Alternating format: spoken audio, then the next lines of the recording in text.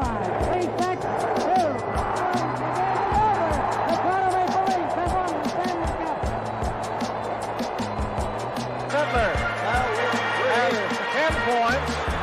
a new record. As long as he lives, he'll remember this evening. Comes back out. Gilmore gets it, and there's where Gretzky's stick came up and hit Gilmore. Thomas gave it to Sundin. They go up the net. Sundin. Leads back quickly. Nylander moving in. Puts it across the boom. He scores! Matthews! John Tavares is a Toronto Maple Leaf. Marner with a little toe drag move. Drop pass. Scores! Johnny Toronto! Matthews, here it is! There's a new member of the 60-goal club!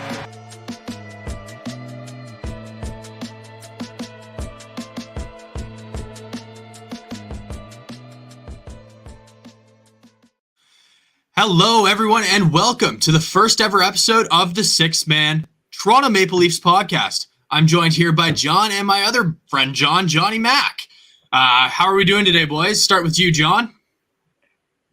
What's up, boys? How are we doing tonight? Go Leafs go, man. It's good to be on, and hopefully first of many, eh? Yeah, looking good. Obviously a disaster Saturday night, which we'll get into in a minute. Johnny Mack, how are you doing? All good here. We're dealing with a little bit of a snow event in Halifax, but everybody got home safe from school and work. So, excited to get going here. Yeah, it's definitely snowy on the East Coast. So we'll dive right into that Saturday night game. What did you guys think? What did you guys see? Start with you, Johnny Mack. What did you think of the game? Yeah, I mean, it's the same old. They seem to play to the level of their opponent. I'm not that concerned. I like their record against playoff teams. It's easy to go to sleep against some of these teams, and people have to remember that the Toronto Maple Leafs are by far, if you ask any NHL or ex-NHLer, by far people get up to play them, right? You always got 4 or 5 Toronto kids or Southern Ontario kids on your team, whether you're at home or on the road. Toronto gets the best of especially these weak teams lately, but they're not going to be playing them in April. Hopefully. They continue against the good teams the way they're going. Johnny, I'm not going to lie to you, but I wish I was like a third of as okay with everything as you are. That game to me is a microcosm of this team, and it's very worrisome, man. I don't know how else to describe it to you. I'm looking at this team, and I see the same thing, and this is the problem for me. This is where I have a tough time with it. It's the same thing as it was when Sheldon Keefe got here. It's the same team. We show up, and maybe if it's a great game, we play 53 minutes of hockey. Maybe. Last Saturday, we showed up for 20 minutes. That first 20 minutes of the first period, we were great. Fantastic. We came out strong. Everybody looked good. And the second period snooze happened. And they just absolutely disinterested in playing. And anybody that's followed me for any length of time will know that I've told you it comes down to coaching as far as I'm concerned. I don't know what else to say. You're a glass half empty and I'm a glass half full. What a combo. And God love us for it, I suppose, right? But geez, Johnny, how else do you explain a team that the night before can look so put together and so fundamentally sound in all 3 facets of the game, and then go Dr. Jekyll and Mr. Hyde? I don't know how to articulate it. Well, it's professional sports. At the end of the day, all these teams, whether they're bottom feeders or in the Bedard hunt, they're professional athletes. They have pride in what they're doing. The Leaf guys, we've had some key. I mean, you got arguably the best player in the world out of your lineup, and they stepped up on Friday night and didn't Saturday. I'm looking at it as a process this season. Obviously, we got to get out of the first round, and I believe it's a failure unless you get to the conference final this year. I believe that this team could have won a cup or got to the Stanley Cup final the last 2 or 3 years. Absolutely. With a little bit of luck.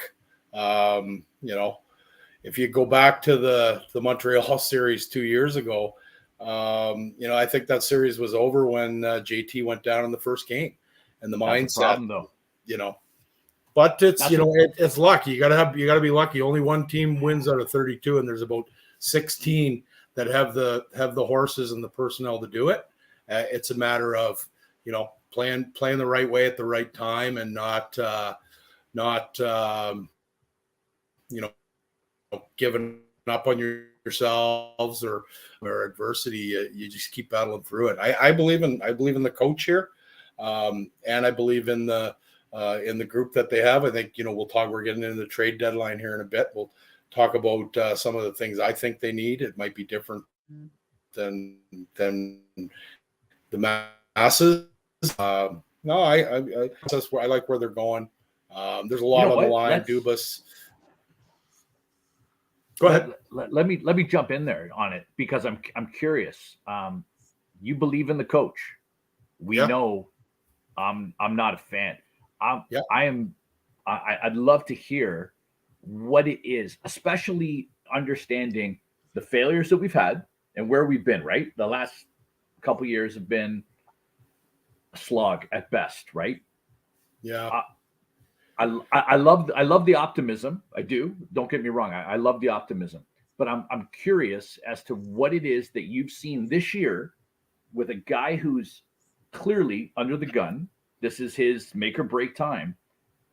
And at the press conference after the game on Saturday night, he turns around and drops, "Guys, I can't play for you. You guys got to put the effort in." I'm wondering, so when you hear that, when I hear that from a head coach in the NHL in year 3, that's concerning. And so I'm curious as to when you say you have confidence in him, what is it that you're seeing that's making you feel that positive? Because I need a little bit of some of that. I'm an old school guy. Obviously, I'm the token old guy. The game and the way you coach the game has changed dramatically in the last 15 or 20 years. You're more of a relationship manager than a head coach now in the National Hockey League. You've got defensive coaches, you got face-off coaches, you've got this, you get that. To put it on the head coach that these guys aren't playing, that's BS to me. They get paid a lot of money to go out there and do what they have to do. And I think for the most part, just based on what we've dealt with, as a fan base and what the team has dealt with and the adversity, I think he's the right guy. I think the players like him. I think the players will play for him. It's not lack of effort. I mean, you go back to the Montreal series and then the Tampa series the year last year, they worked their ass off. Right, there was puck luck. It was, I believe in the group. I believe in the coach, and I think, you got to be lucky. You got to peak at the right time. You got to stay healthy. You got to win some of these close games that they've lost the last several years, and they're fine. They're right there with the upper echelon of this league, and it's just a matter of it hasn't been, other than that Montreal series, every team they've played. Well, actually, including Montreal, has been the team that either gets to the finals or they've won the cup in a 3-year span of playing the Leafs in that series. So you're not wrong. It does come down to they are getting bad puck luck to begin with. Plus, they're playing some of the better hockey teams in the world that are going to take advantage of that. And we saw it last year with Tampa. We've seen it. We saw it with Montreal. And as Johnny Mac said, we saw it with John Tavares going down. When your captain goes down, your mentality is bound to change. You're worried about him. You're worried about that stuff. And at the end of the day, it could have been much worse for Jonathan Tavares. And I do understand where those players, their mentality lacks when that happens. And in terms of Saturday's game, of course they're going to have bad games. I mean, like you said, they dominated Friday and then they didn't Saturday. they're without Austin Matthews. I mean, they had one game, but it's only their second game after the All-Star break. You look at Boston right now, they're awful. It's not something to be worried about right now. And when I say Boston's awful, they're a great team, but they've lost 4 out of their last 5. So the Leafs are not in a bad spot by any means, and I don't think that it's anything to be worried about after that Saturday night loss. No, and I think if you go back to the Tampa series last year, I always remember a quote from Gretzky when they got beat by the Islanders, I think 79-80 or 80-81, and he talks about how after the series ended, the young Oiler kids were, spry leaving the rink, and they looked into the Islanders dressing room. We just, beat them in a series, 4 or 5 games. It was pretty quick, if I remember correctly. And they've got ice packs on them, and they're banged up and they're taped up and things like that. And I think Toronto learned a lot from that series. I mean, Tampa knew how to win. I didn't think Tampa on paper had as good of a team as Toronto, but they just won 2 cups, right? They didn't panic when it was, tied late. They didn't panic going into a game 7. They, they had very little pressure because they'd been there. And I think Toronto learned that. I think they really learned a valuable lesson, not dissimilar to the one, the young Oilers learned in the early 80s. I'm excited for this run. I really am. So listen, I'm loving the positivity, and I want to get there. Believe me, dude, I do. And I don't want to be the guy who's raining on everybody's parade on this one, but I'm looking at, I hear you talk about lessons, right? And I go back to the Montreal series and I look at it and I say, that team, remember they made a big point of there was Austin and there was Mitch and Willie, and they were all in the dressing room afterwards, and nobody wanted to leave, and they were all hanging their heads. And the coach came out and said, you know what, guys, this is a great lesson and we're going to learn from this. And last year we up and down, but for the most part, I mean, it was a record season, all that good stuff for points in the regular season. And then I hear this all the time, and it absolutely drives me bonkers when I hear guys talk about, we were so close with Tampa. You're very correct. When you look at us versus Tampa last year, I do believe we were the better team, 100%. But you can't give away 40% of the hockey series and expect to win. Game 2 was a complete no-show. Didn't show up ready to play. Game 4 did not show up with any interest in playing hockey. Game 5, everybody forgets this. We were in massive trouble, and then Spezza lost it in the dressing room and woke the boys up. And so when I hear lessons and I hear we're learning, and you hear, Keefe after every time that we blow something and he says it's a lesson and we're learning. My take on it is, how many lessons do you need to learn where you see the same thing happen over and over again before you start to question whether or not he's the right guy to deliver those lessons? That's my concern at this point. But it goes back to what Johnny Mack said about when you're a head coach in the National Hockey League or any pro sports league now, you're no longer really to the extent of what you were back in the 90s and before then. In the 2000s until now, it's been more you're managing personalities and you're kind of standing behind the bench as a figurehead more than anything. These professional hockey players, they need to stand up and go play hockey. That's what they need to do. And no matter what a coach says, yeah, it can be motivating, but at the end of the day, it doesn't really matter. It's up to the players to take that next step and play for a full 60 minutes of a full 7-game series. But at the end of the day, I'm not worried about the coaching side of things. And you look at teams like, Pittsburgh, when Crosby got there. You look at Colorado when McKinnon got there.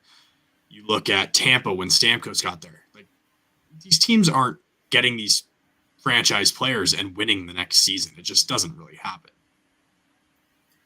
Well, if you go back, funny you mentioned Colorado, because I was going to make a point there. John, you had mentioned, when is it time to give up on this guy? And you can parallel this. What if Sakic had given up on Bednar? I mean, they got bounced in the first round by Minnesota a couple of years.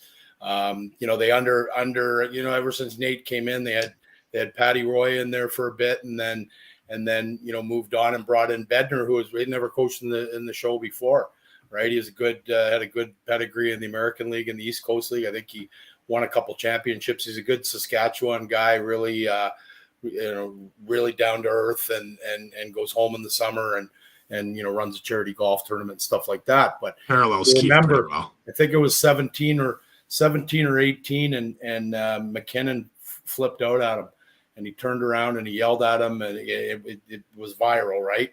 It was on all the sports shows and whatnot. And I honestly predicted at that point, I said, "Oh, Bednar's gone. That's it." And Joe stuck with him, and he got paid off, right? He could have given up on him for 3 years.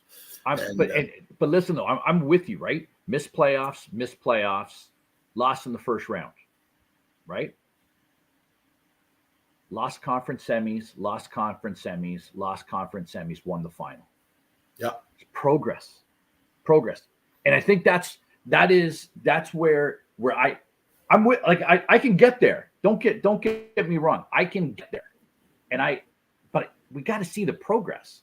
And I think maybe as we get into looking at some of the options for the trades, and different guys that are going to come into the lineup, maybe that's the difference. Maybe we just need some new blood in the lineup and different options for the coach to come back with. I don't know. Yeah, I mean, you know what? In a 32-team league and the format that they have in the playoffs, progress, yeah, for sure. Would I love to see them win a round this year or 2 rounds? Absolutely. But at the end of the day, if you don't win the Stanley Cup, you might as well not make the playoffs, right? Have that month and a half with your family. It's the owners that get get their pockets padded when you have 8 or 10 home gates. But all it does to the guys is go, oh shit, how close am I? But now I just missed half my summer to lose in the conference semi or whatever. So at the end of the day, I like the group. We're going to get into some trade stuff here. Maybe if we just kind of throw ideas, Brent, about who's out there in the media, and we can give a quick little blur on that and kind of go from there. Yeah, so obviously trade deadline time comes around every year, and everybody is going to the Leafs. You see it posted on Facebook. You see it in comment sections everywhere. The Leafs are getting this guy. The Leafs are going to get their guy. Have they gotten their guy once? When was the last time they got their guy? But anyways, there's lots of big names out there. Timo Meier being one, Jake Chychrun being another. There's plenty of people out there that could make a difference for this team. Absolutely. The question is, who are they? Who's going to be the most cost-effective way to improve your team? And who do you guys think is going to be a difference maker? Because it might not be a $8 million player. It might be a $0.8 million player. Yeah. Personally, I think, there's three things that we need. The first thing is, I think a middle 6 forward that has a little bit of sandpaper. If we get down, and it's going to be Tampa, you get down into that first round, and Pat Maroon starts running around. I'm not against dressing, Cliffy or Simmons, but they can only play 3 or 4 minutes at this point of their career. So, what are you giving up? If you get a guy in your lineup in the middle 6, second or third line, he can slot in there. You're going to get some greasy goals if he has to drop the mitts and go and protect his teammates and stand up for them. He'll do that, and just a guy that's going to make them a little bit bigger. That's one. Second is a depth defenseman. sort of in the same mold as that forward. And I'm not talking about $5-6 million players. I'm talking about, on the back end, I'd love to see Luke Shen. I think Luke's career got ruined, for lack of a better term. I don't think that he was handled correctly. Should never have been in the NHL at 18. He's a fantastic kid, great family. Look at his brother. Luke was a better player in junior and all the way up than Braden was. But they played a different position. And, unfortunately, when the Toronto Maple Leafs draft a guy 5th overall, they want him in the lineup, right? And there's a lot of pressure from the fan base. But I'd love to see him come back. I mean, look what he's done in Tampa the last couple of years. Doesn't play a lot of minutes, but, real good PK, plays body first, and he makes his teammates bigger, right? He makes the guys that are on the ice with him a little bit more brave. And then the third thing, I honestly think a depth goalie. I don't know, like somebody like a Talbot, somebody that not necessarily. It's going to be hard to find a Stanley Cup champion, but if you got a veteran guy that can come in. I mean, you look at Colorado last year. Their goaltending didn't win them that cup, right? It was their lineup. So, but I just want to make sure that if Murray and Sammy go down, you got to have somebody other than Wall or one of these kids that could just be thrown to the wolves and for lack of a better term, ruin their career, right? I agree with depth goalie for sure, and I think you try and go find someone that's probably a little bit, I guess, for lack of a better term, post-dated in the league, that has maybe some playoff experience, that has that kind of potential where, yeah, they can't play 80 games in a season, but they could get hot. And because at the end of the day, the hottest goalie in the playoffs is going to carry a team a long way. We've seen that year after year. So, and Toronto fans have seen that more so than anyone really. We saw Carey Price get hot at the right time. I mean, you're facing up against Vasilevsky in the playoffs, more than likely again, who's a top 3 goaltender in the league year in, year out. So you do have to combat that somehow, or you have to have a lineup that can carry a goaltender, which is hard to come by. Absolutely. Yep.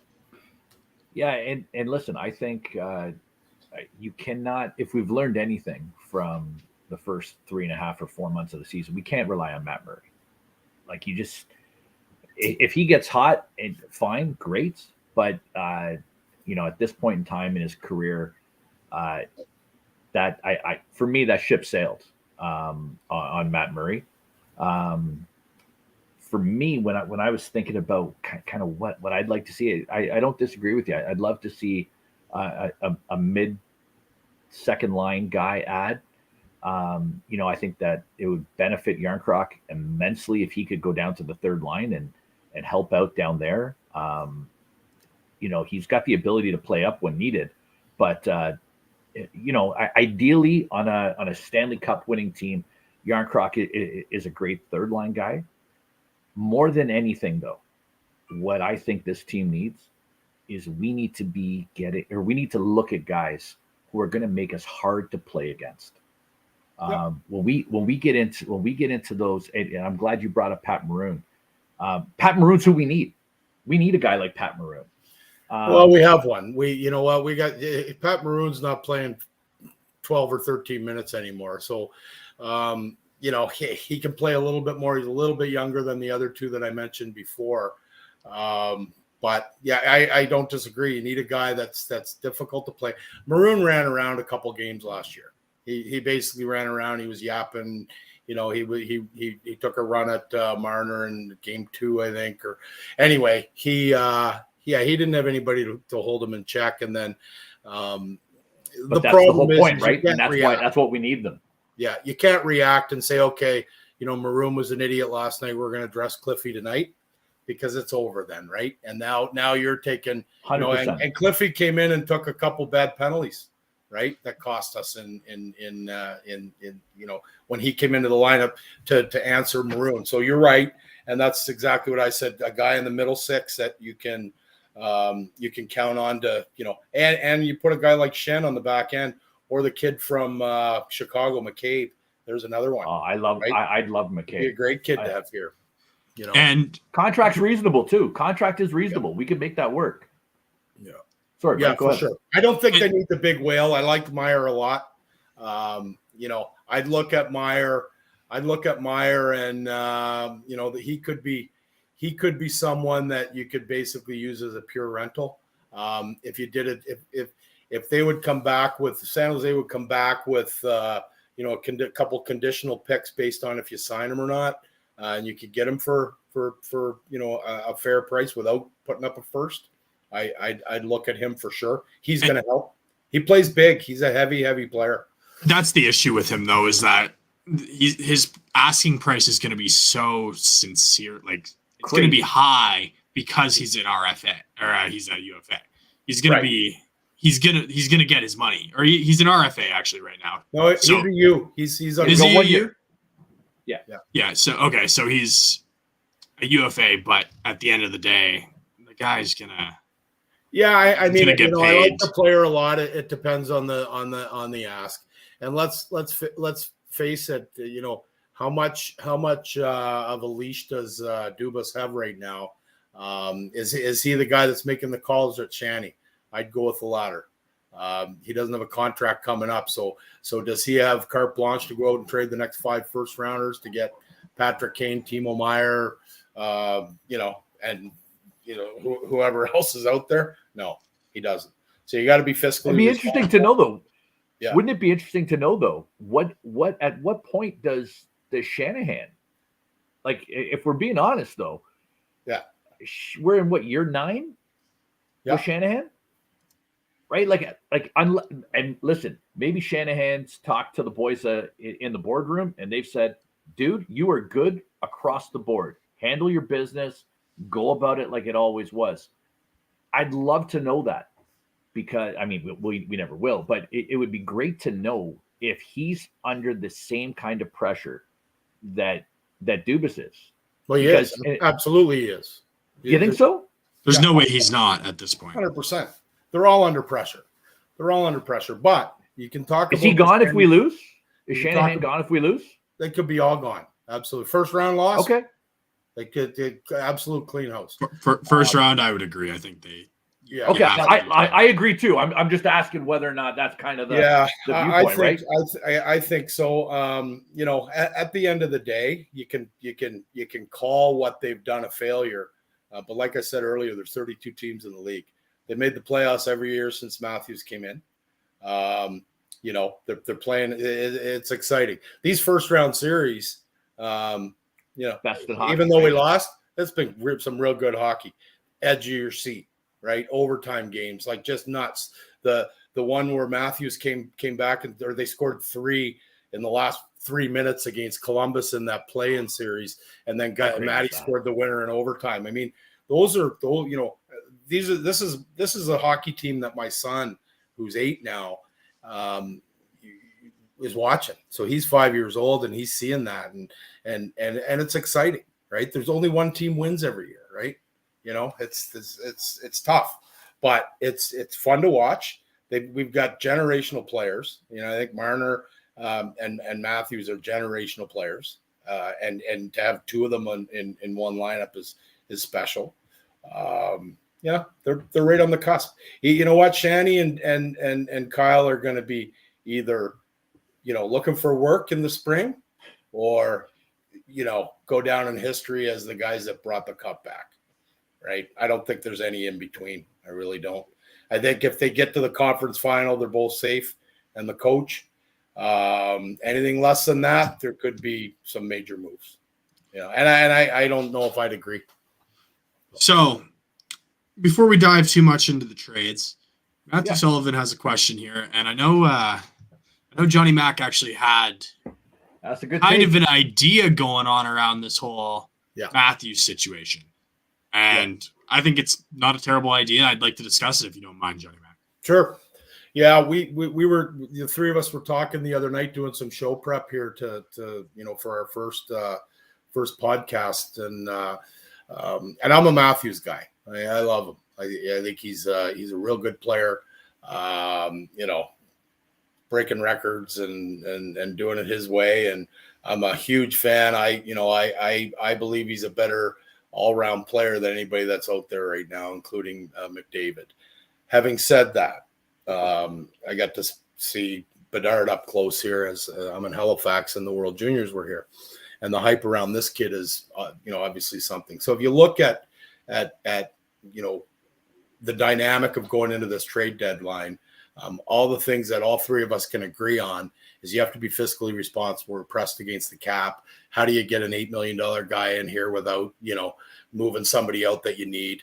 So I threw an idea out there basically that said, if, and you know what, I'm going to expand on that too. So the ping pong balls come out in the spring. Matthews was born in California. So he's been linked not just to Phoenix or Arizona. He's been linked to LA, Anaheim, and San Jose. He's a California Southwest kid, right? So you've got San Jose, Anaheim, and Arizona that are going to have a ping pong ball. They're going to be in the running, those three clubs, right? So what I put out there was, one of those three clubs, specifically Arizona, wins the lottery. Do you trade Austin Matthews to Arizona 1-for-1 at the draft for Connor Bedard? And at the end of the day, it's going to do two things. It's going to save hockey in the desert. 1,000%. He builds a rink and it's full, right? And he finishes his career there. Captain of the Coyotes, talk about what Gretzky did in LA and Texas and all that. On a smaller scale, Shane Doan. What's that? Shane Doan. Shane Doan, Yeah, exactly. So he goes there. Bedard comes here. Now, if you look at what you're going to have to pay Austin to re-sign, it's about $15 million, which, in my opinion, he's worth. That's the market, and he's right up there with McDavid and like I said earlier. He's going to get the max. He's going to get max, and he's in a big market. He's going to get the max. He's got a real good, strong agent. He's not taking a home down discount. Let's put it that way. So now you take the roster that we have right now, and he's 15 million. What is he? 12 now, 11 something. So you get Bedard on an entry level deal, and you've got him for $950 plus some incentives for the next 3 years. How much are we giving up? I mean, the guy shoots the puck like Matthews. He's not as big as Matthews, but he also isn't as Matthews isn't physical either. A little bit. He's a little bit harder to play against this year. He's taken the man, but the dynamic of bringing a kid in, saving $14 million. Now you can go out and get a $10 million defenseman and a $4 million second line, third line centerman. You're in real good shape. So that's my take. Built, what? At that point, you're going to be built more like an actual contender in terms of you look at Tampa. Yeah. They have their guy or their two guys, but Nylander, I think this year has shown that he can be one of those guys when he wants to be. Yeah. Operative word, right? Operative word there. When he wants to be. Yes. Right. Like that's like let's not let that go though. Like that, and that is the danger zone here, right? For sure. But if you're looking at getting rid of Matthews, you're looking at all these factors. And so you're going to have Nylander, you're going to have Marner, Johnny T's still there. So you still have a very strong build of a team. And it's, in my opinion, it's very similar to Tampa. And maybe not go and get the $10 million defenseman. You might. Or the other option is go get a $7 million defenseman, get a $2 million third line winger, and then go get a goalie. Go sign the next goalie that comes out of free agency. Yeah, no, I mean it's a matter of what if. I just I love the Bedard kid. I wish the Bedard kid somebody needs to teach him to play when he doesn't have the puck. But that's a young kid with that much talent. You expect it. And again, I love Austin. I think he's a cornerstone of any franchise he goes to. I hate to see him leave, but I would do that deal if I was managing the Toronto Maple. Johnny, there's something to think about. Absolutely. And I look knows, for what's that? No, I was just going to say, Lord knows I'm not pumping the tires of the Bruins at any point in time. But who was it? Was Bergeron, I think, that came out. Was it Bergeron or Marchand that came out earlier the week and said, listen, the reason that we've been so good for so long is we're all making great money. We're not taking the max that we could get. And that's allowed us to build a team around us. And so, believe me, I'm not knocking a player for getting their paper. You know what I mean? You get what you're worth. But at a certain point, as a fan, I look at it and go, what can you buy with 15 million that you couldn't buy with 11? Right? So, and I know it's easy for me to say that, right?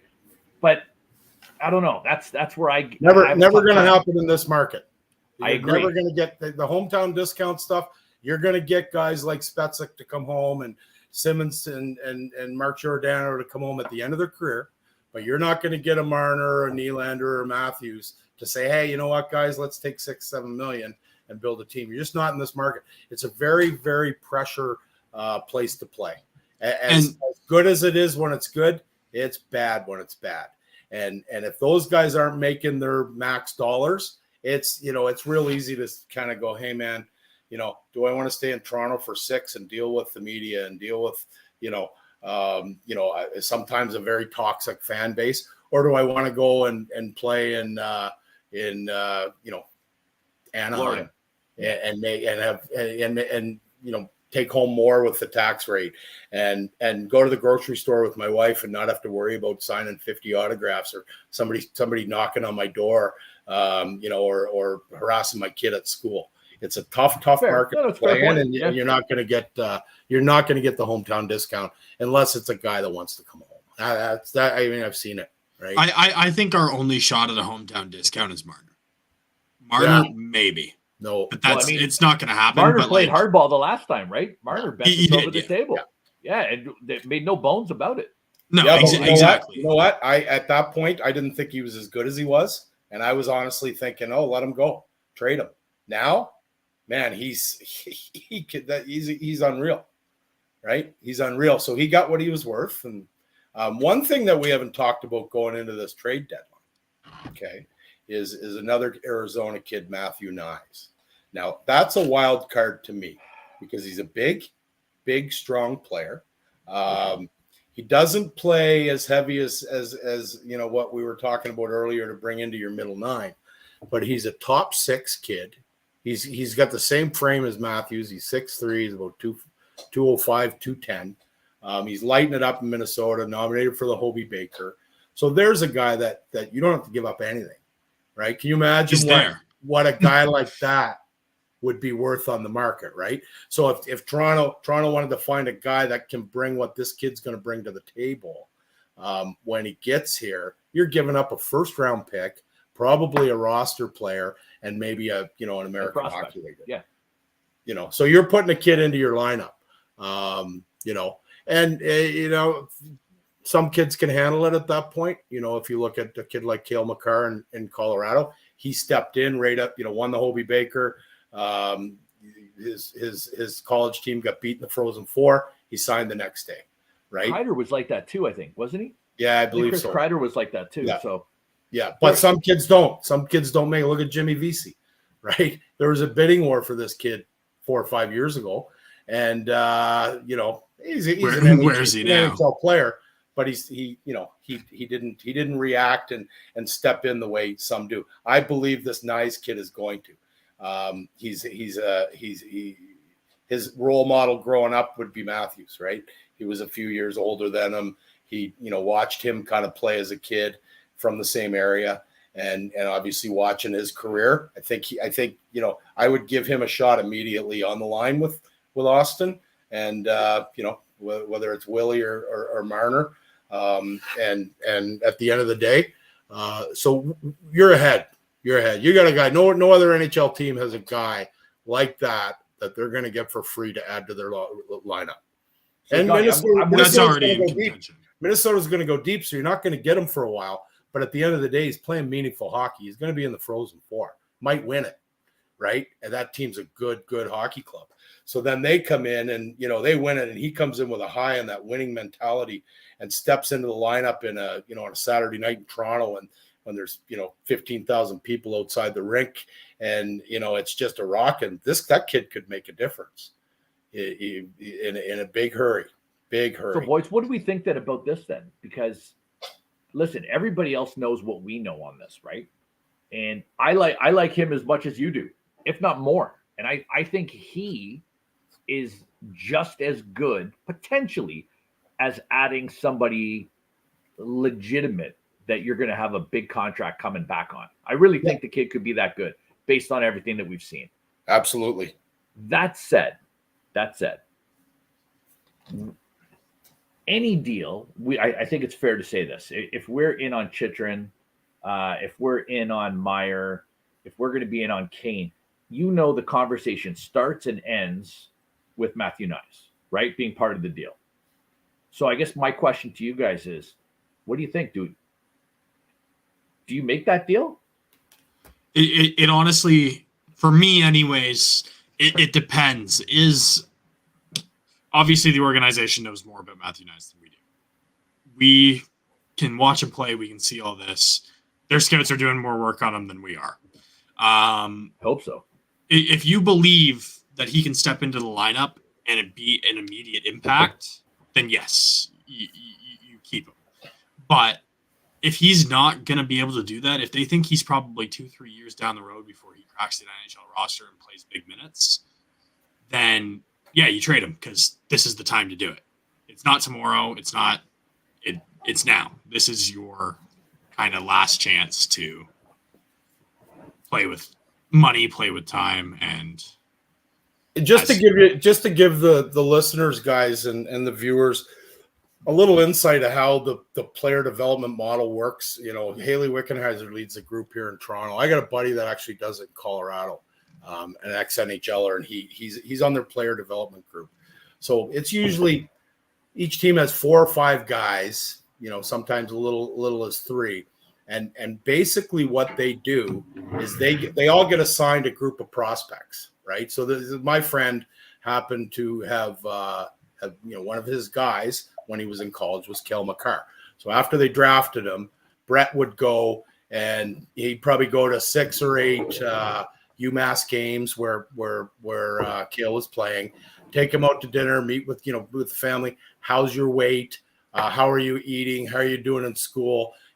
Is there anything that you need? They'll hire a skills coach to go in and work with them, right? They're high-end guys they really, really look after, and even their low-end guys, right? So they're going to give everybody that's in their system an opportunity. They know this kid. They wanted him last year. I heard that it was. I heard that too. For him to coming in, they wanted him to drop out of school. he wanted to win a national title. And you know what? There's not something to be said for a kid that wants to win. McCarr could have came out after his first year too, and then he ended up playing at the World Juniors, and then he went to he got offered a spot in the Korea Olympics on the Canada team, and turned it down because he wanted to go back to school. And that was the year. And that was the year he came in, right? One thing that gets lost, and I think maybe if a lot of people are watching us in Canada who don't necessarily follow NCAA athletics, it's a different world down there. If you're an American and you come up with the NCAA, a national title is as big as it comes. And these guys, when they grow up, I want to go to North Dakota. I want to go to Minnesota. I want to play at UMass Lowell. I want to play at these Lake State, right? You want to play at these schools that have the legit connotation to win a national championship. And I think, for a lot of us, we see guys like remember Lindros playing for Oshawa, right? You can always picture him going for the Memorial Cup. It's a different breed when you're dealing with American kids and their views on the NCAA. listen, I like Nyes. I agree with you, John. I agree with you everything you said there. And I think if it was me, I don't think as much as I want to win right now in this very second. I don't know that, especially when you look at, you're going to get Nyes at entry-level contract over the next 3 to 5 years. I can't see how you could, anybody that you're going to add, whether it's Meyer, whether it's Chychrun, whether it's any of the big. No, he's untouchable. That's, you know what I mean? When you get into and you're building this team out, and we're looking, and listen, I want to win as much as you do this year, right? Yeah. But no, he's untouchable. I'm running this team. He's untouchable. I think so too. Okay, I'm good with you. I think so too. Matthew Sullivan, you asked a question here about who did Foligno. We gave up a first and a third round pick for him. And you know what? I like the move a lot when it happened. Guys get hurt. You know, he's a good player. He's playing real well for Boston. Leadership. Again, it's like we said at the beginning. You got to be lucky a little bit, right? You really got to be lucky. It's not. No, I love that move. When we made that move at the time, I thought that's exactly the guy that we need to add a little bit of weight, play a little heavy, make the boys, give them a little bit of confidence. And leadership. And leadership. I mean, he was a captain for years in Columbus. Yeah. Right. And it didn't work out. And you know what? Say what you will. We talked about this the other day. We were talking, and then I said, the one thing that I did like about Foligno was after Perry took a run and took Tavares out. Unfortunately, Foligno hopped over the bench and said to Perry, like, we're going. And I thought, you know what? That was, granted, it didn't work out, but that's why you get that guy. Wasn't it kind of awkward for you though? That was awkward. Well, yeah, it was a little like, hey, I've got to beat the crap out of you right now, right? And he's going, yeah, okay, I know, I got to do it. I know Perry. You know what, Perry's Perry. I love the kid. I watched him very closely. I had one of my kids that I work with played with him in London, and he's a pest, right? He plays hard, and he backs it up though. Good for him, but he didn't do that on purpose. A lot of people said that you'd have to be pretty darn good to pull that off. And Perry's not that good. Yeah, and he's not that dirty either. He'll squirt water in your glove or grab your stick or but he's not going to intentionally hurt. Head games. He's not trying to kill somebody. It was also so fast. When you watch something in slow motion, it's like, yeah, sure, maybe it kind of looks on purpose, but when it's happening at the speed that NHL hockey is being played at, there's no chance that he even processed what was happening. It was, I'm going to try and step over him. That's it. No, I think we all agree there, right? Like that. Well, that's a good segue too, because there's something that's been happening quite a bit this year, guys, in the NHL. It happened the other night in the Rangers game where Jake Trouba was just smashing guys, right? Good, clean hits. And then a lot of people are questioning why, when you hit somebody real good these days, do you have to fight? And you know what? I don't disagree, but my defense would be to the guys that that get into it. It would be it happens so fast, right? You see a teammate out of the corner of your eye, and he's down, and there's a guy like Trouba that's close to him. You might not have seen that it was a clean hit. All you see is that one of your brothers are down and they're hurt. And it's just instinct, right? You drop your mitts and you go. And it doesn't matter whether you're the smallest guy on the team or the biggest guy on the team. And it's a big hit. Every big hit looks dirty if you don't see it up close and personal and you know exactly what happened. If you see a guy like Trouba absolutely rotate his hips and go through you, go through your teammate, he's going to have his head snap back on the ice. He's going to land on his back, and it's going to look like he got hit in the head. It's just going to. There's no way around it. So, as you said, it's so fast. These guys aren't watching every hit. You see someone go down and it's, well, shit, now I gotta go. And to take John's side of kind of, glass half empty with the Leafs. And it's something that I've said since Austin and this kind of crew came into the league. I want to see them stand up for themselves. I want to see, if somebody takes a liberty with Matt Marner, I want to see Matthews go and win, lose, or draw. Jerome McGinley style. Drop the gloves and grab the guy. He's a big, strong man. I think you don't want Marner fighting. He's a little guy. But, a guy like Matthews, and I don't want him breaking his hand on a helmet or anything, but if he can drop his gloves and wrestle a guy to the ground, it's going to show his teammates a lot. I agree, and that's kind of what it comes down to. You don't want someone with wrist injuries like Matthews, who's a 60-goal scorer. You don't want him throwing and absolutely going at a guy trying to knock him out. But just grab him. Just grab him and bear hug him. Grab them, yeah, and stick up for each other, and they do. I mean, there's been some unlikely guys step in and look after their teammates this year, and I think going into this trade deadline, I wouldn't go for the big whale unless it gets thrown in your lap and you can get it fiscally that makes sense. But I'd get a middle six forward that here's a guy we haven't talked about. With a real famous dad that played in the blue and white for a long time and fan favorite, but Max Domi doesn't have doesn't not have the qualities that we asked for. Right, a middle six, he can put the puck in the net. He's physical. He'll stir it up. Have a good year too. Yeah, he'd be a guy I'd look at for sure, just based on the legacy of the name. It would be worth it. If you're not going to have to overpay for him, for sure.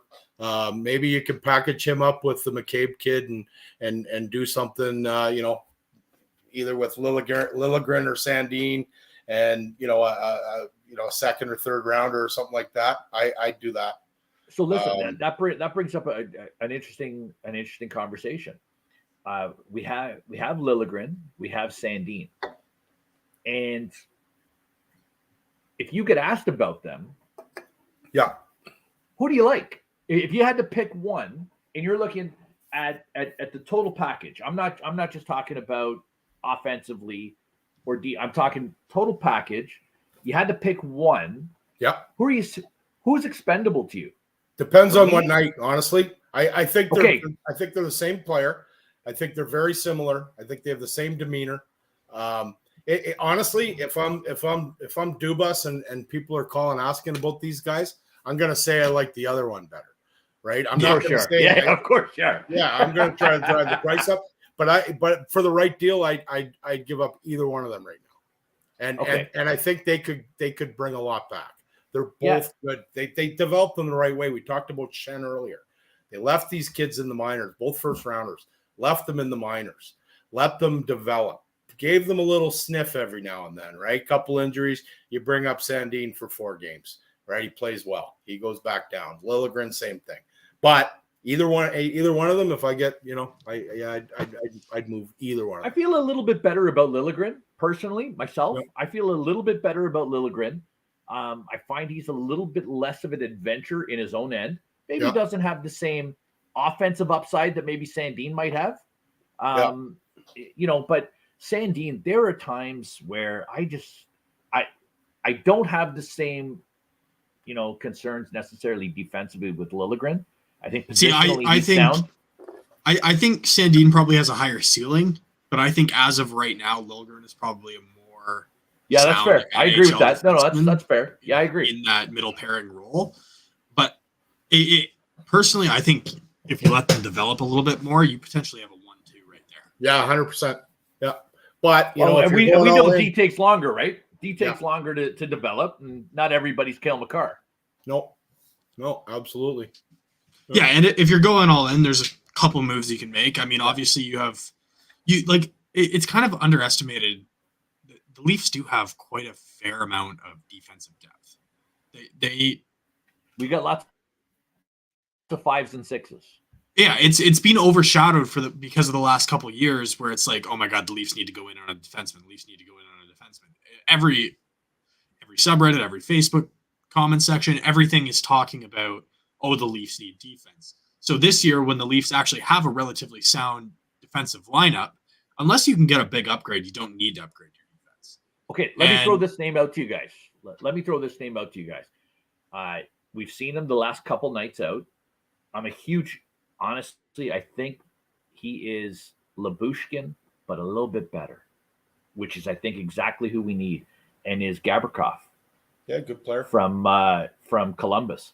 I look at him, and listen, Columbus is terrible. Nobody's going to pretend to tell you that Columbus is not terrible.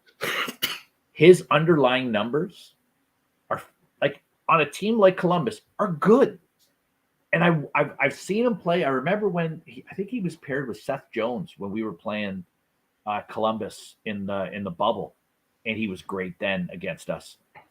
And I saw him. I watched him the last couple nights, and I thought, that's the guy we need, man. We need a guy who's just gonna make us tough to play against. If you watch Justin Hall, and again, I killed Justin Hall at the beginning of the season, and then he kind of won me over there when we were in that December and everybody was hurt, and he, decided he wasn't going to be Bobby Orr, and he's making the smart little put the puck up over the boards and not try to be, every outlet pass had to be a home run. I look at Gavrikov and I think, my goodness, if you could add him as a third or a fourth defenseman, that's the guy you need. To me, that's the guy you need. If we could ever swing a way to make Gavrikov happen and McCabe out of Chicago, I'm telling you, I think even if we don't do anything on the forward, if you can add a legit, second pair defenseman, and you could pair those two guys up, all of a sudden we are a significantly harder team to play against. And in the playoffs, when stuff gets real tight, that's where we need to be better. Yeah, so a couple of things about Gavrikov. I like the player a lot too. He doesn't want to come to Canada. He's already said through his agent. Oh, did he say that? Okay, I didn't know that. So there's that, and then B, I would steer clear, honestly, at this point with the war still going on in Russia. I would steer clear of trading or attempting to trade for any Russian from an American team, because you're going to have visa issues, right? There's going to be a delay. That's fair. You bring a guy in, early April, early March, when you might not see him until April, and the Canadian government could turn around and say, hey, you know what, we're not giving the guy a visa. Sorry, you know what, we're going to take a stand. And as we're on the topic of defense, Matthew Sullivan was just saying Jake Muzzin needs to retire. To be honest, he's basically retired. It's all LTIR. It's all but written in stone. He's got a family, man. He one more hit. I agree. One more hit. God love him, right? Yeah.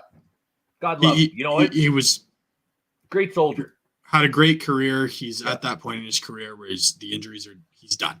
He's done, and he's not. He's just not going to announce his retirement until his contract's over. He's going to get his money.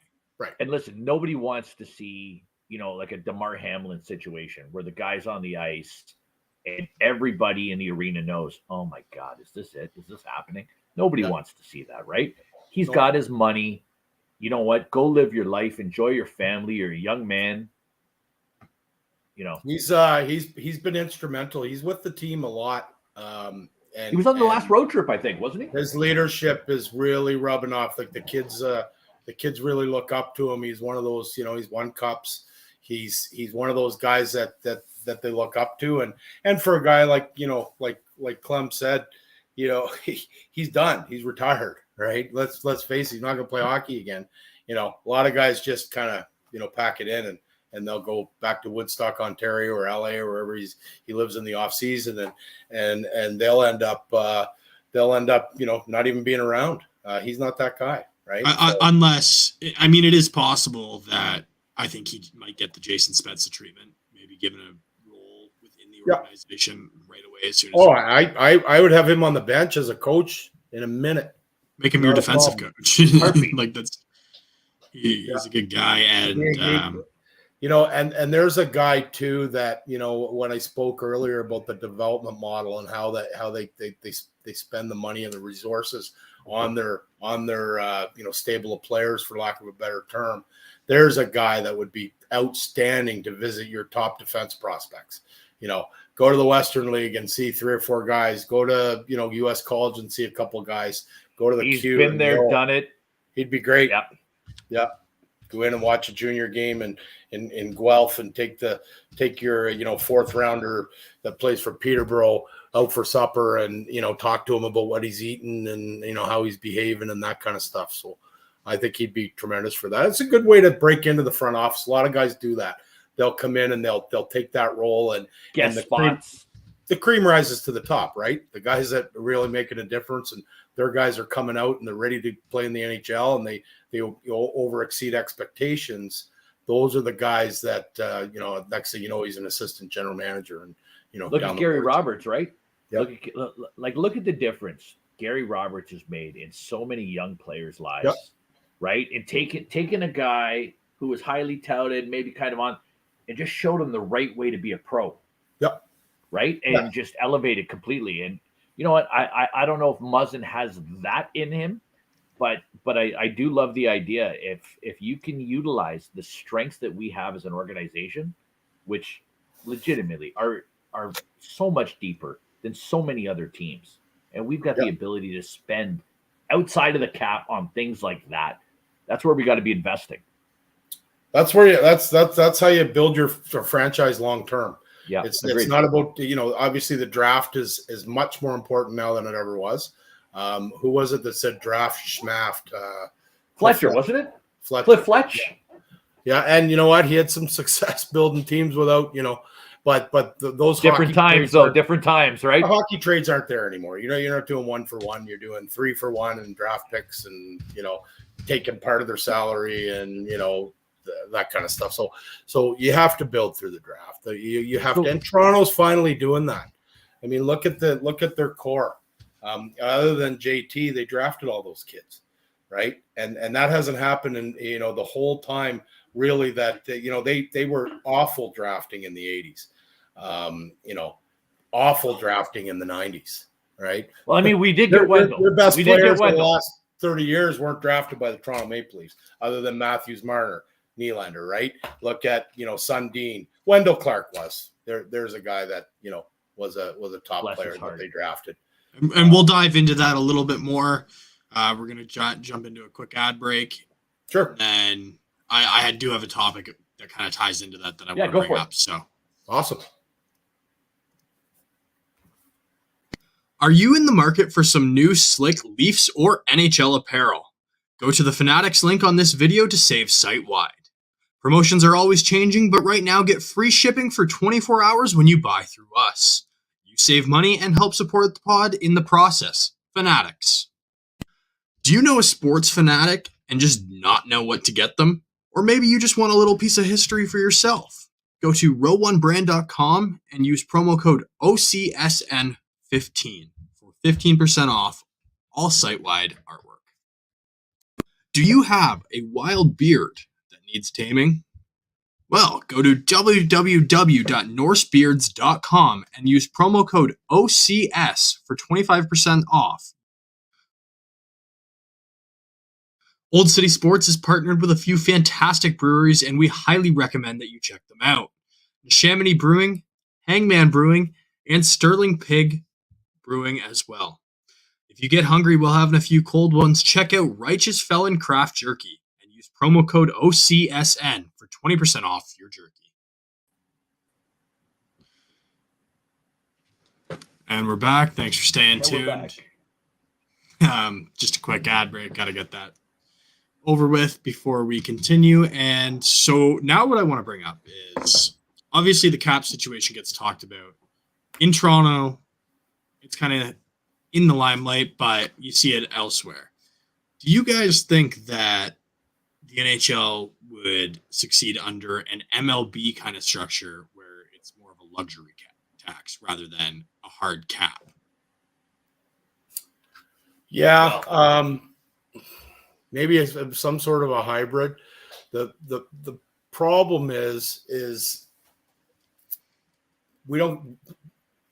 NHL doesn't have the TV revenue money and the revenue even close. They have 162 games per team with 50,000 people. And again, it's a Robin Hood kind of mentality where the strong fiscally financial franchises are basically paying a little bit more to be good. And that money's going to, to keep the Oakland A's in Oakland and, some of the smaller market teams. And that's really happening right now. If you look at merchandise and some of the licensing, and when they go into escrow, a lot of that stuff is happening now. Let's face it, right? The NHL is comprised of everybody thinks the NHL is Gary Bettman. No, the NHL is the 32 owners, and they hire Gary Bettman to be the face of the league, right? So at the end of the day, the NHL has been supporting Phoenix. How many times have they bailed them out, right?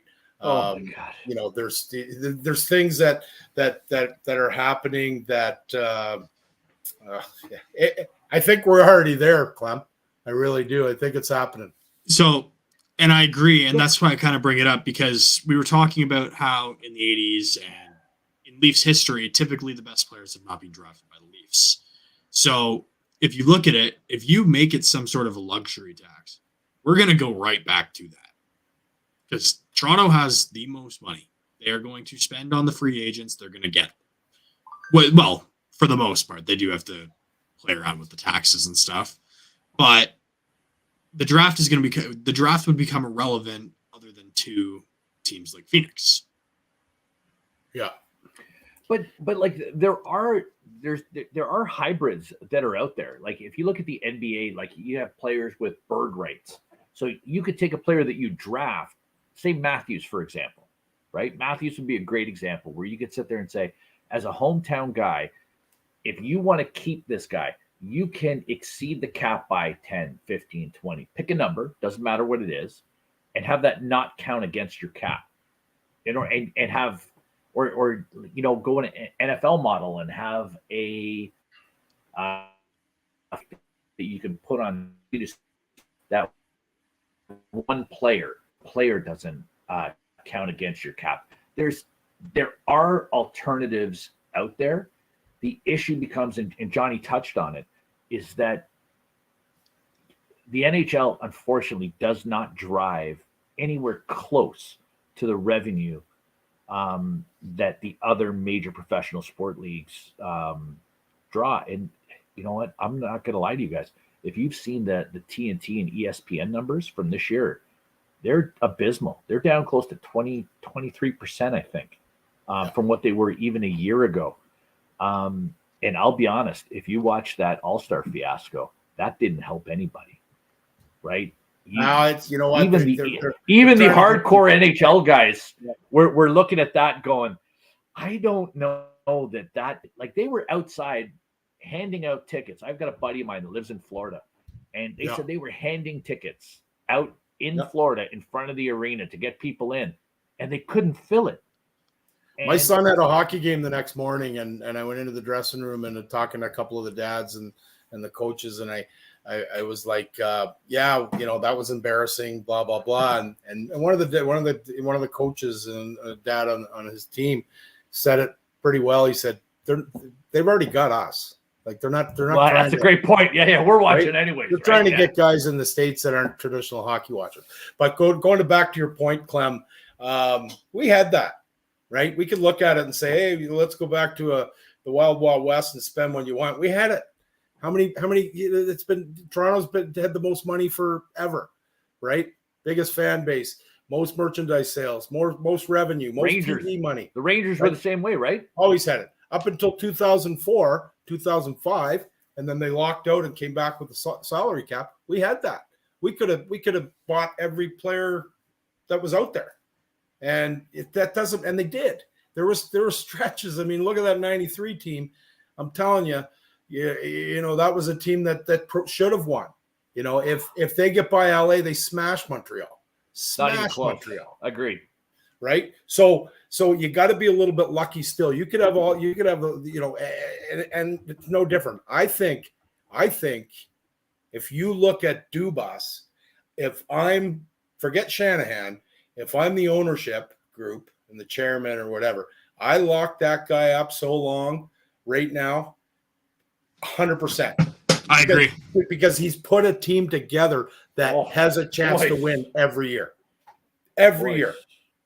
right? He's done this in a cap world, and Toronto Maple, they were able to spend whatever the hell that they wanted since '67 and still haven't won a cup. And this kid's been here for, he said that he's had the keys for 6-7 years, and he puts a good product on the ice. They're fun to watch, and they have a chance to win every year, right? I'm locking him up because I'm telling you, if he walks, there's going to be about 15 franchises that will jump on him. And Colorado was going to sign him before they chose him over Hunter when Lou left.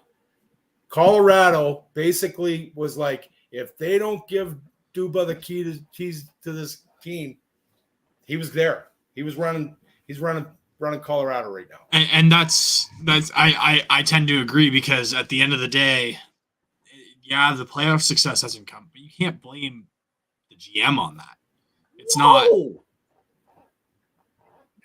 Just to be clear, I just want to be clear on this one.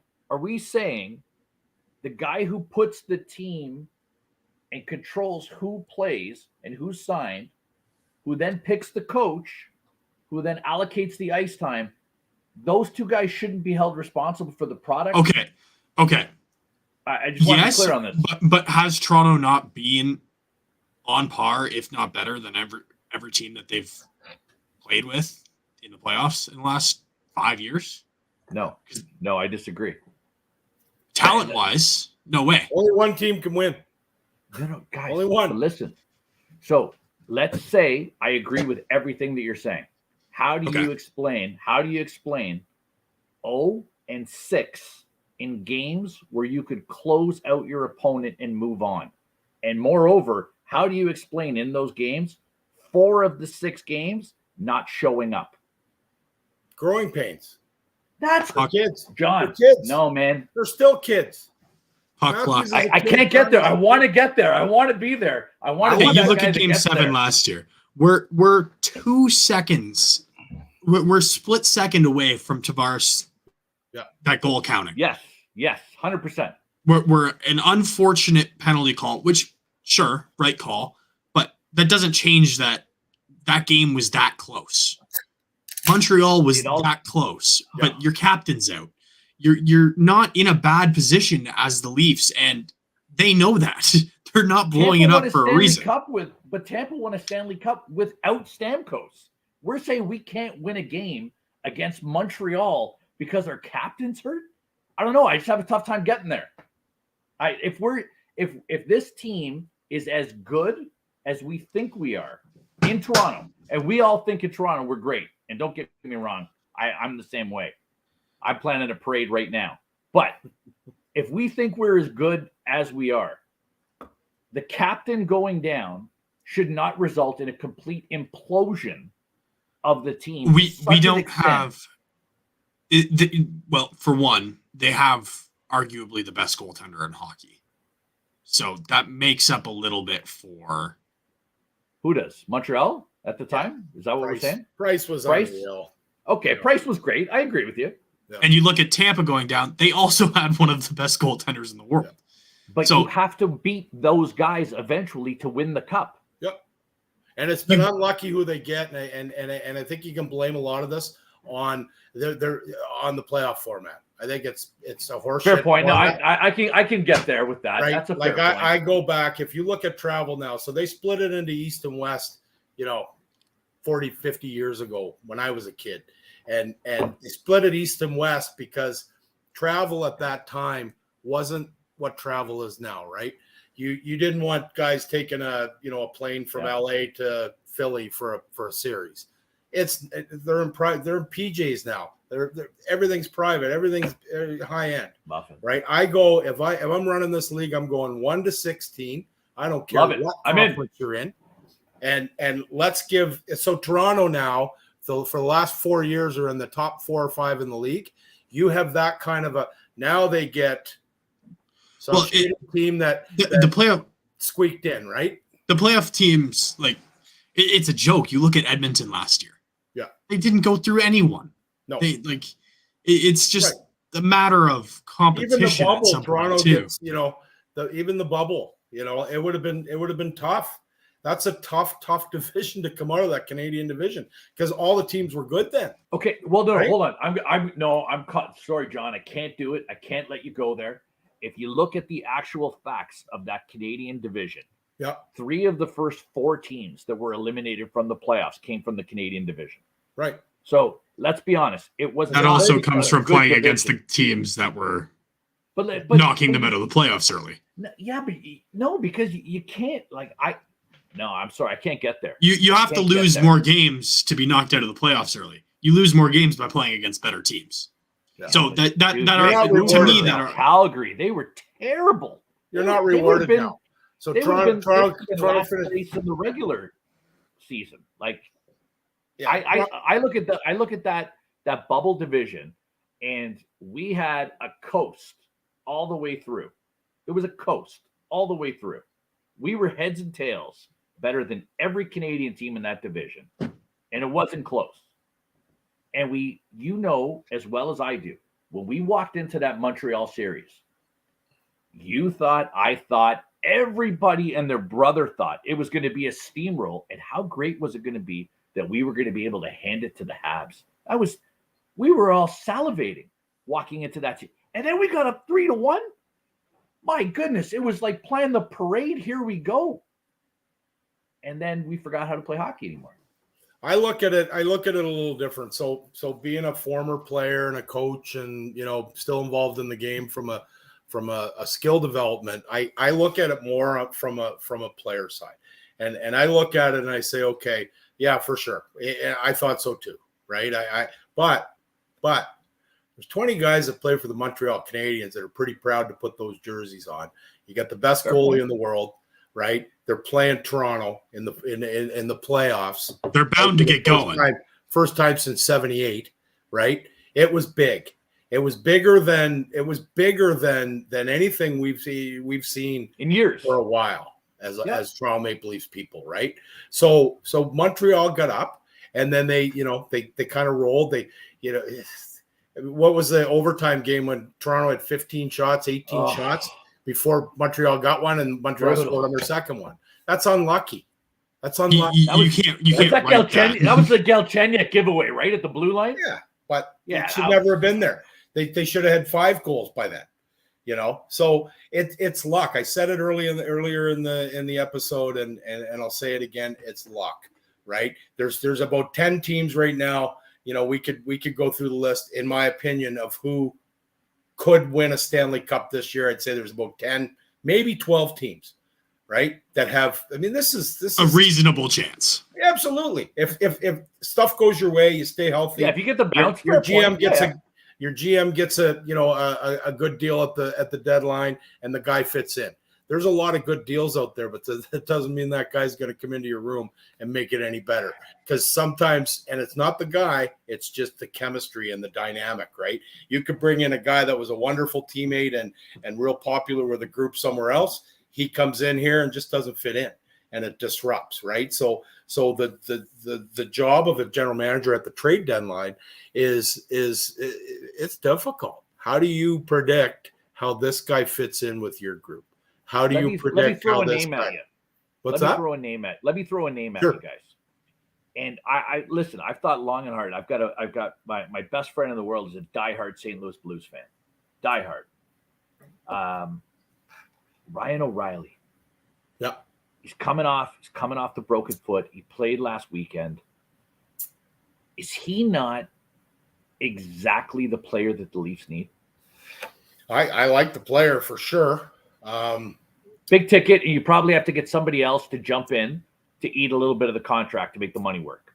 But Yeah, as you get too close to the end of the year, you don't have to do too much. But would he not, as a second line guy coming in, you can shift Nylander over to the wing. Does he not make that second line exactly what it needs to be? Allow Yarncroc to go down to the third. I think And there's a you lot of players like that out there, though, to be honest. yeah, and I like that player. I think you'd have to pay. Who do you like? Who do you like Riley's more great. though? Who do you like more than Riley though? Like Personally, right now, legitimately. Meyer, but that's just personal preference. I think Meyer would be better in That's this a particular $4 million situation. difference, right, in salary. Here's my but problem with Riley or O'Reilly. I love the kid. I think he was key on every team he's played for. I think he got a bum rap in Colorado. I like the player a lot. I think he's seen better days. He plays the game hard. He's not a huge guy. He plays very physical. I think he's banged up. I would love to have him, but I would bring him in for maybe a prospect. I'm not giving a first rounder for him with the injuries that he's had this year and the lack of That's going to production. cost you to get him. It has right? a really. You're not going to get him for that. So Though. I don't want exactly. him, right? I'd rather But that's go the with, issue. I'd rather go with So you're going to, if you're going to get a guy like O'Reilly, it has an exponential chance of being Foligno number 2, where he plays poorly at the end of the season. He's banged up. It's the exact same thing. You basically throw away a first and a third or a fourth or whatever it was, and you get nothing in return because the player is not the player that you thought he was. And I think St. Louis moves I'm giving up a him at first this for deadline. only 2 players. Okay, who are you giving him up for? I'm giving up a first for Timo Meier or Jacob Chychrun. That's the only 2 players in the National Hockey League that I'll give a first. I wouldn't give one for Pat Kane. I'd love to have Pat Kane, but I wouldn't give up a first. Those 2, But Meier, God, we're not. You know you're not getting either player then, why? right? Like, No, I will give up a it's good. first. Yeah, but that's what I mean. It's going to be a first plus. Well, yeah, that's okay. Right? You know what? If it makes sense, like I said, a Lilligren or a Sandin, right? If I'm getting Jake Chychrun, Plus I'm giving up a Kerfoot first back and a prospect, 100%. You can also, like, Kerfoot's a guy that's not talked about nearly enough. Yeah. Like, he's very good on this team, but he's somewhat expendable at this point. Yeah, I think listen. Maybe I don't see Kerfoot the same way you guys do. I look at Kerfoot as a Swiss Army knife guy who's just very Swiss without the army and the knife. I don't see the progression in him. In fact, I see a massive regression in his ability to play 5-on-5 hockey. He has not impressed me this year. Every time you've asked a little bit more from him, you've been let down. And I'm sorry, man, the Game 7 performance of him last year, just this year, after Game 7 last year, for me as a fan, I needed to see him come back this year, just ripping, ready to go. And I've seen a timid player. That game on Saturday night with Kerfoot was atrocious. I think he's the hardest. I think he's a good locker room guy, for one. He's probably one of the hardest workers on the team. I can't speak to that to say for sure, but I would kind of put my money on it. Not on Saturday night, he wasn't. Okay, on moment-to-moment basis, maybe not, but I'm saying, like, getting the extra ice, going out, working his ass off to be a good player. I think he's doing it probably more than anyone else, and that's just I think that's a contract that I'd move if but you know what? I also if you could have a lineup going in that Kerfoot's on your 4th line, I think Can't be $3.5 million a season though. You can't have Kerfoot at 3.5 on your 4th line. Yeah, but he's on your 4th line. But somebody goes down in your top 6 or your top 9, he's been there. It's also your salary doesn't matter in the playoffs. It doesn't. No. As soon as you get to the playoffs, your lineup is your lineup. Whether they're performing like a 4th liner or a 3rd liner, it doesn't matter. If they're going to be in your lineup, it doesn't affect the cap. So you can put him on the 4th. I understand. If you look at recent history, on the 4th line and the significance of the 4th line on Stanley Cup teams over the last 15 or 20 years, so important. Massive. Absolutely massive. Agreed. 4th 100%. line that can chew up minutes, play against top players on the other pop in the odd goal. Yeah, 100%. Keep your guys fresh. I mean, Boston Bruins Cup, their 4th line won it for them. What are we talking It's about? energy. You get the energy from them. Yeah. So you know what I like Kerfoot. I know he's very popular with the guys. I think him and Marner are very close. And it's one of those, again, you can disrupt chemistry by getting rid of a guy just as much as you can by bringing in the wrong guy, right? Okay, so we all listen. I think we're all in agreement, right? That the fourth line crucial in a playoff situation. So right now, the fourth line consists of Pontus Holmberg, Zach Aston Reese, and insert one of Joey Anderson, Alexander Steves, or pick whoever. Yep. Does anybody legitimately think that is a fourth line that is legitimately getting us where we need to be? I do because I'm a believer that you have an internal competition. So you forgot a couple guys that are going to go out there and make you earn your ice in Clifford and Simmons, right? No, if you've got John, I'm telling you, really? I'm telling you, In the playoffs, Simmons. absolutely. yeah. Okay, so hold on before we go any further, and I apologize. I'm getting a little emotional right here. Getting a little emotional. So last year against Tampa, if we recall, the second last game of the season, John Cooper took our head coach to school and gooned it up in the last game. Yep. Threw out a goon lineup. And what did our head coach do? Our head coach said, it's going to be a rough and tumble series, and we've got to be ready. And what did he do? He dressed Clifford and Simmons for the first time in like 25 games. And what happened in the first 3 minutes? Clifford went out like an idiot and decided after he made a great play, he made a great hit on the opening play, and then ran around like a moron. It took a penalty and got tossed. And then what happened in game 2? He put Simmons out because Simmons was going to be our X factor. And Simmons takes a bonehead penalty and they score. And then on the very next shift that Simmons is out, what happens again? He takes another stupid penalty. And the coach just keeps putting them out there. All I'm saying is those guys were great 5 years ago.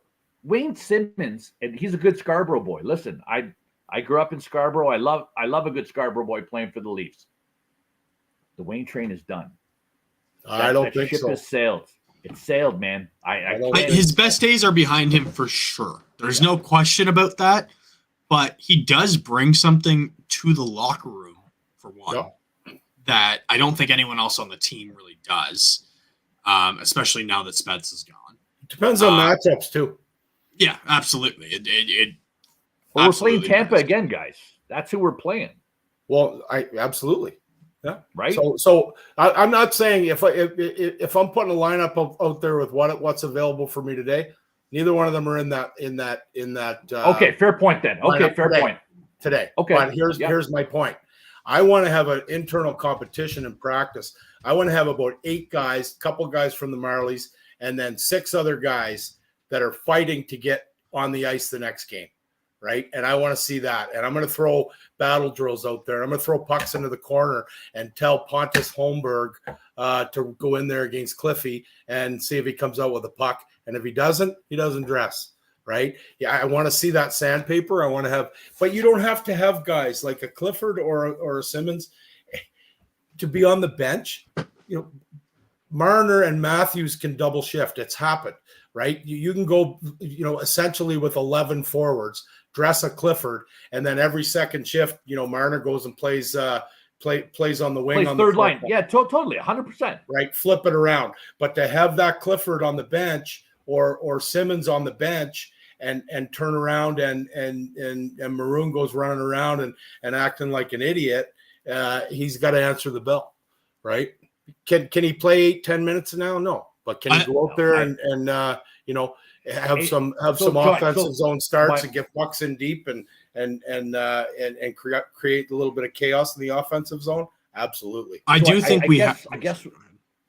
Sorry, Clint. I was just going to say, so for me, I look at this and I go, I'm looking at Kyle Dubas and I'm saying to myself, you already know, because we've been there with Simmons, we've been there with Clifford. We already know that's not good enough. Okay. And we're going into this playoff run. We're getting ready. There are options out there to improve this team. And listen, I'm okay with being wrong. on who we decide to go after. But if you know already that Simmons and Clifford can't get it done, you have to do something. And my greatest fear is I've got him in the press turning around and saying, like, I'm hesitant to give up the 28th overall first round pick to make our team better. That terrifies me. But is there really, like, outside of Chychrun and Meyer, who would you really be willing to spend a first round pick on? McCabe, Gavrikov, No, Barbashev. You don't have to, though. Really? Maybe a fourth round pick for those guys. Okay, so it just came out today that Luke Shen is going to take a second or a third to get. Yeah. He's a defenseman. But hold on. Luke Shen on an expiring deal at $750K versus McCabe from the Blackhawks, who's got 2 years controllable where you can get them to retain 50% of his salary. It's going to cost you 1.75, 1.85. You're not going to give up a 25th pick overall in the draft for a top 4 defenseman that you could put in your lineup for 2.5 years? That doesn't make sense. Wow. I mean, I'm looking at it. If Luke Shen's out there for a second or third round pick, I'm absolutely doing it. He's won 2 cups. John, I agree with I agree with you. Yeah. I'm in with you. If you can get Luke Shen for a second round pick, you do that in a heartbeat. I'm in. But I'm saying to you, if you could get Jake McCabe from the Blackhawks for a first round pick and insert whoever you want, right? Another tier B prospect from the Blackhawks, and you can get them to retain 50%. So you've now got McCabe for another 2 years at $2 million on the cap. You don't make that trade? If I get Domi too, maybe I give up a first, but no. No, forget Domi. If you get, and I don't can get a top 4, you get a top 4 defenseman for $2 million. You won't. Is he a top 4 defenseman? He's a top 4 defenseman in Chicago. I don't. Who does he step in and replace in the top 4 here? Justin Hall. No. Justin Hall. Like that. Are you kidding me? I don't think so. You don't think Jake McCabe is a better defenseman than Justin Hall? Do you really think that Justin Hall is a top 4 defenseman on this team? Well, that's not his question. He's playing top 4 minutes. Yeah, but I think going into playoffs, it's probably Riley, Brody, Giordano, 5 and 6, Sandin, right? and Liljegren. Well, McCabe, I like McCabe, and this isn't me saying that, I don't think he's a good player. I think there hasn't been a lot of pressure in Chicago. He's got a real good. He plays quite a bit with Seth Jones. He was the captain of the World Juniors team. Yeah, when he played for the Americans, he's got good pedigree. And if you look at if we're looking at the Leafs on a defensive basis, right? Yeah. We all agree that, or I shouldn't say this, but maybe we do. We all agree that it's Brody and Riley up front, right? Top first two pairing. Yeah. And then we agree that it's Giordano and Hull second, and then Lily and Sandin fourth. I think that changes going into playoffs. I don't. Why does it change in the playoffs versus what we're doing now? Just because they're playing Liljegren and Sand. I think I don't think they know what they're doing. I think they have problem, no idea. Though, right? That's a problem. It's a problem. We don't know yes, who our but defensemen are. Yes, but Hall.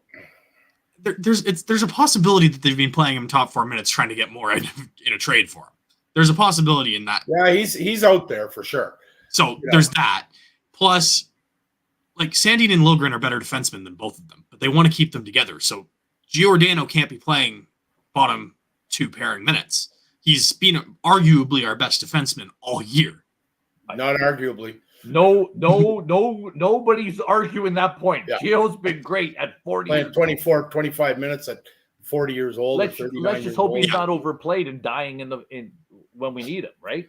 So realistically, going into playoffs, Hall isn't probably in your top 4, regardless if you get McCabe. But if you get McCabe, he probably is playing in the bottom 6 with Hall. Okay, so hold on. Let me ask you this question then, because this is something that I believe intrinsically to my core.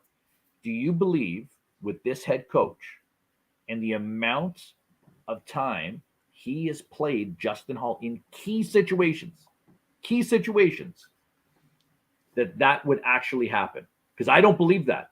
In my heart of hearts, I just don't believe that. I believe this coach has a strong belief that Justin Hall is a significantly better defenseman than he is.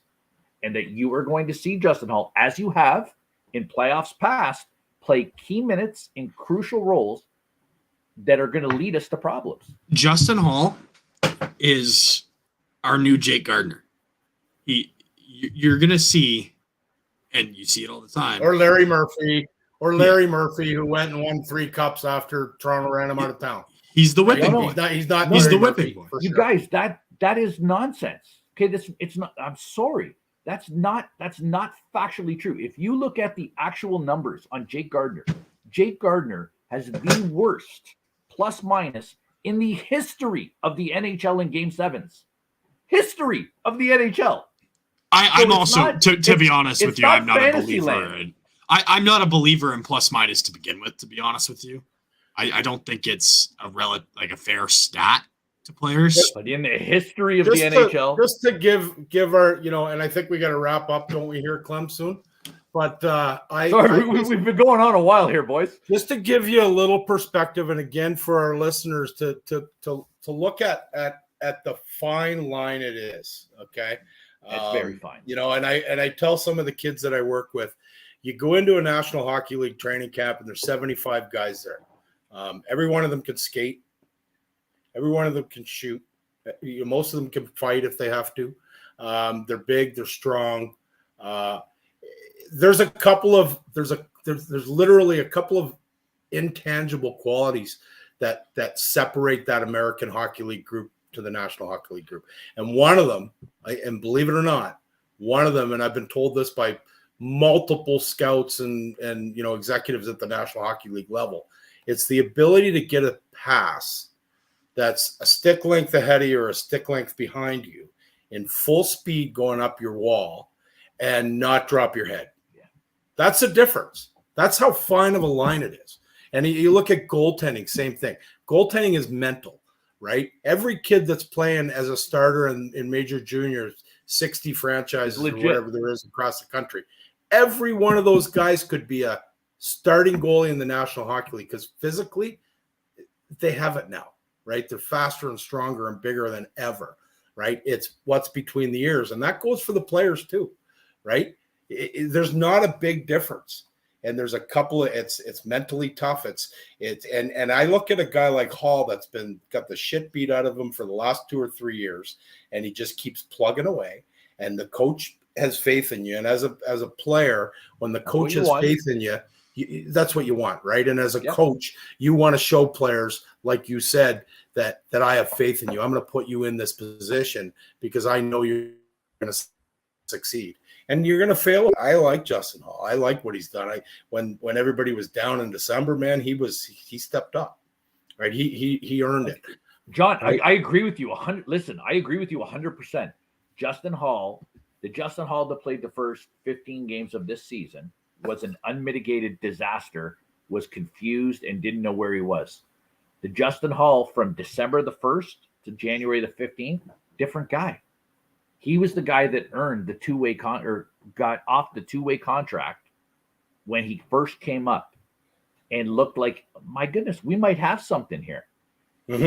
He kept his game simple then, John. Everybody was out of the lineup. Riley was gone. Brody was gone. He's senior man on the totem pole. And instead of trying to be more than he was, he looked up the ice. There was no one there. Boom. Puck out of his end, on the glass, out, and let's regroup. And you know what? That radiated through that team. That radiated. The defensive structure that we played from December the 1st right through to first week of January, stellar. Absolutely stellar. It was, but it did help that our goaltenders were playing at posting historic numbers over that stretch. That helps. We had that with Jack Campbell the year before too, right? Jack got hot, had a Vezina type run for a period, and you know what? We got lucky this year, and Samsonov and Murray got hot for that same period, and it's banked us a lot of points, which is great.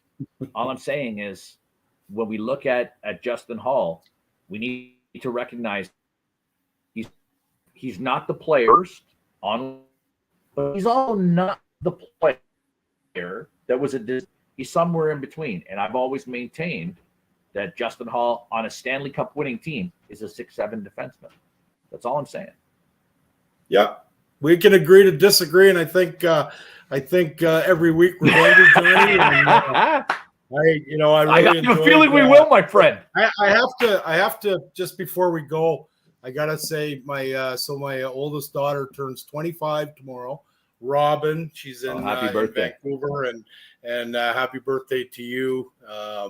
And we'll talk to you soon. But yeah, this was awesome, Brett. Like, I really appreciate you guys and what we bring to the table. So I had fun. Absolutely, and yeah, we'll Johnny, be here every week. I had a great time. Boys, and Johnny, it was fun. It was fun to spar a little bit. I enjoyed it actually. That was a good run. Do it. And you got to do listen, it, but you got to trust the process. And you know what? The most important thing is, and who's watching us here, we are all pro Leafs. We all want the Leafs to win. We all have different ideas and how we can get there, but we all want the Leafs to win more than anything. And the parade is going to be wonderful. And I do feel like we could pull it off this year. I'm just saying. And then for anybody that's watching, you can check if you ever are out on a Saturday night. My youngest daughter and I, Kara Grace, we host Coach's Corner with Kara Grace on YouTube. If you look us up, it's a fantastic show. And if you ever want to know what a 13-year-old girl thinks about the Maple Leafs, Coach's Corner with Kara Grace will give you the answers. All right. Well, again, happy birthday, Robin. We'll see all you guys next week. Happy birthday, Robin. Yeah. And yeah, we'll end it there. To our viewers, again, check out our sponsors in the link. Any clicks on those help us out. So if anything interests you, check it out. Maybe buy some, who knows. But anyways, thanks for listening. We'll see you next Monday. See you guys. Have a good one.